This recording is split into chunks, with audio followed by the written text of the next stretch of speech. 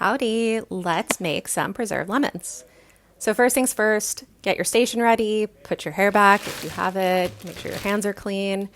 And now let's talk about ingredients. So hence preserved lemons, the name, you need some lemons. And then to preserve them, you need some salt. And we're using the goat of all salts, Diamond Crystal kosher salt.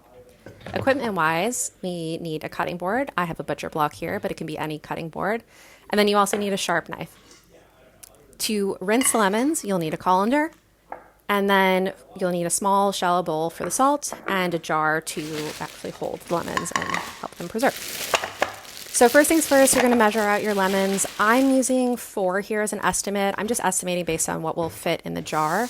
It's really important that it's packed tightly so that the salt and lemon juices kind of mingle over time. It's also really important that you wash the lemons fully. You do not have to use salt or any kind of vegetable cleaner, but you will eventually eat the lemon skin. So just make sure it's washed and there's no packaging labels, anything like that. So you can make preserved lemons in a lot of different ways. There's tons of different methods online. This is my preferred method, and I do actually remove some of the lemon skin. I cut off the ends just to where the start of the flesh or just like the last amount of pith remains. And then I cut the lemons in half, kind of widthwise. And then I cut them again. And so what I'm going to do here is I'm basically cutting right down to the root, but leaving still the root intact. So basically like 1/8 of an inch. And then you cut them in half and then in lengthwise. So you have these 4 quadrants that are mostly kind of exposed, but are still kind of adhered at the root. So then I just repeat this across the lemons. Again, cutting almost down to the root both times, but leaving it intact. This one's a little tricky. And then the final one. I'm using conventional lemons here. You could absolutely use Meyer lemons. I'm leaving town for a while. I actually have to use these up. So preserved lemons is a great way to make sure they don't go bad. And I'm going to stop at 3 lemons. I'm concerned that 4 won't quite fit. So let's move on to preserving. So moving your lemons out of the way, you're going to grab your shallow bowl and eyeball this. I'm going to say I poured like 1/3 of a cup, but really kind of err on the side of less is more. That way you can always add more. And then as you're seeing, you're going to split the lemons. Again, don't break it down to the root, but just kind of get it so that it can be fully exposed. And then press them into the salt and use your fingers to rub that salt into all the crevices around onto the kind of fleshy side where we cut off the tips.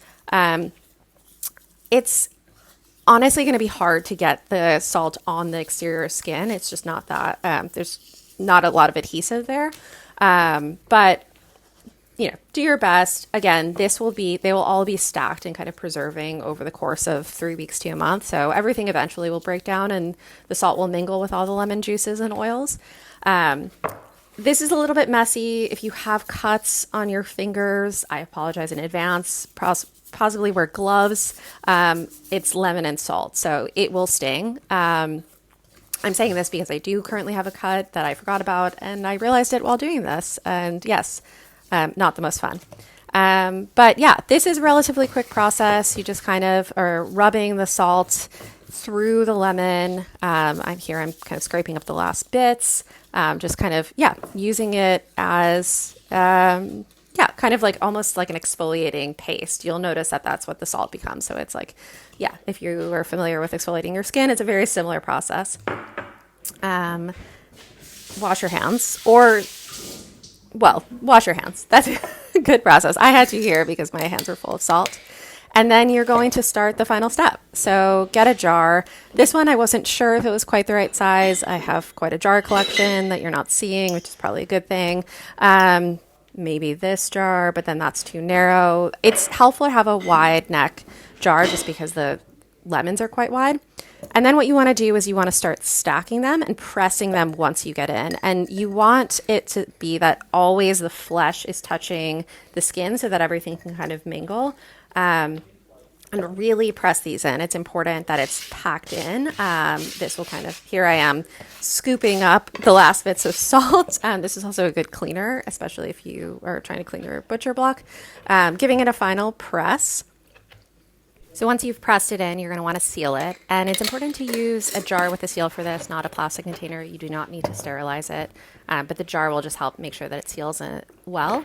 And then you can label it. I recommend doing this because it's going to sit in the fridge for 3 to 4 weeks. And so just so that you remember when you can eat it.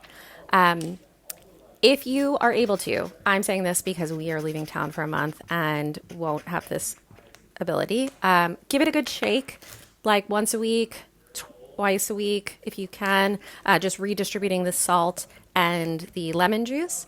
And if not, that's fine too. They'll still be good.